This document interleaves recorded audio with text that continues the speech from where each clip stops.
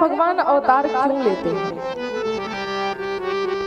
एक छोटी सी कथा के माध्यम से, एक छोटे से उदाहरण से आप समझेंगे आखिर क्या जरूरत पड़ती है भगवान को अवतार लेने की।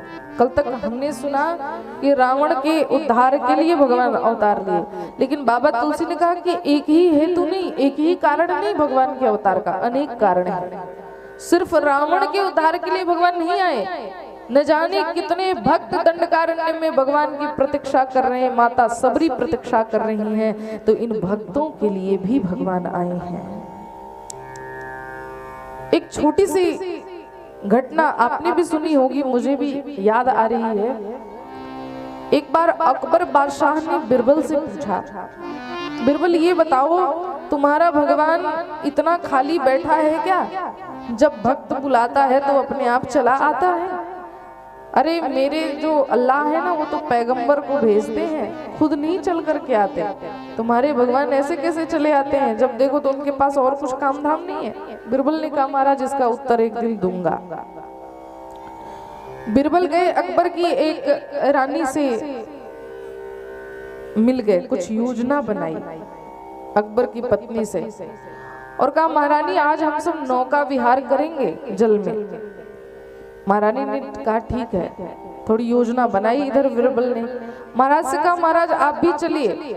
बादशाह अकबर भी नौका विहार करने के लिए नाव में आए। अकबर का एक छोटा सा बेटा था। बिरबल ने योजना बनाई, बेटे को तो घर पर ही छोड़ दिया, लेकिन बेटे के ही तरह एक मोम का पुतला बनाया, मोम का पुतला बनाया और रानी को गोद में दे दिया। नाव चलने लगी।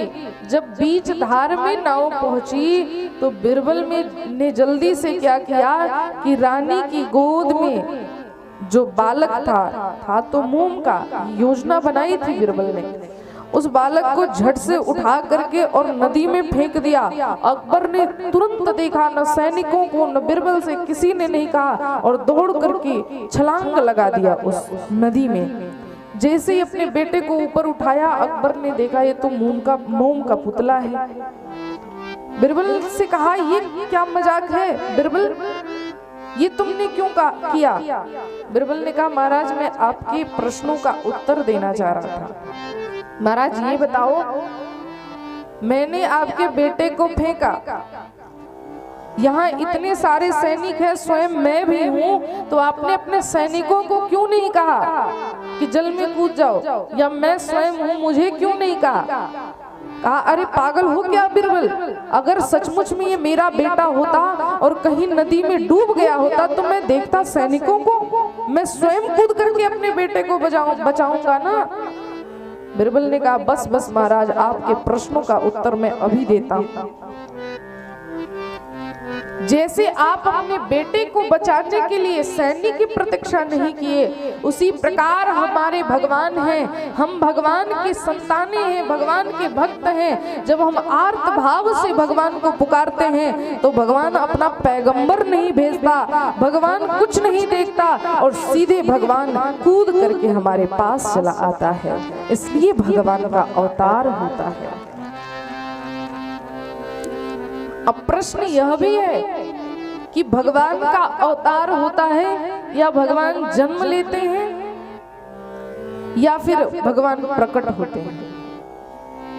कई जगह आप सुनते हैं ना भगवान प्रकट होते हैं, कई लोग ये कह देते हैं भगवान जन्म लेते हैं, कई जगह यह कहा जाता है भगवान अवतार लेते हैं। अब प्रश्न उठता है भगवान आखिर में आते कैसे हैं? अवतार लेते हैं या जन्म लेते हैं या प्रकट होते हैं? बड़ी सीधी बात कहूं आपसे, ये तीनों उत्तर आपको मानस में ही मिल जाएगा।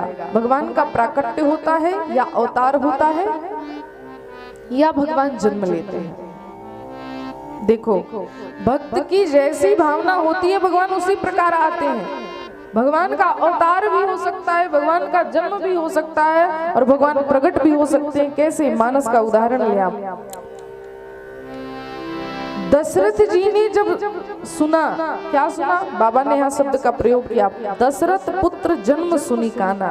अर्थ क्या है आप देखेंगे, जब मनु महाराज ने तप किया तो भगवान से वरदान में यही मांगा कि प्रभु मुझे भान ही न रहे कि आप भगवान हैं। हमको हमेशा लगे कि आप मेरे पुत्र हैं। तो दशरथ जी की ऐसी भावना है कि ये सिर्फ मेरे पुत्र हैं, इसलिए भगवान ने दशरथ के लिए जन्म लिया है। और वहीं पर आप देखेंगे माता कौशल्या जब शत्रुपा के रूप में तपस्या की, तो शत्रुपा ने प्रभु से यही मांगा कि प्रभु मुझे सदैव भान रहे कि आप भगवान हैं। तो यहाँ पर भगवान यदि शत्रुपा के लिए भगवान है, कौशल्या के लिए भगवान है, तो भगवान यहाँ पर प्रकट हुए। तभी बाबा ने कहा, भाई प्रगट कृपाला दीन दयाला कौशल्या हितकारी। कौशल्या जानती थी कि ये भगवान है, इसलिए भगवान आज कौशल्या के लिए प्रकट हुए हैं। अब प्रश्न है कि भगवान का अवतार भी होता है? कहा हाँ, अवतार भी होता है। मानस में ही बाबा ने कहा, विप्रधेनु सुर संत हित लिन्न मनुज अवतार। विप्रों के लिए, गायों की रक्षा के लिए, संत और भक्तों की रक्षा के लिए भगवान का अवतार भी होता है। अर्थ यही है कि जिसकी जैसी भावना होगी भगवान उसी प्रकार उसके सामने आएगा।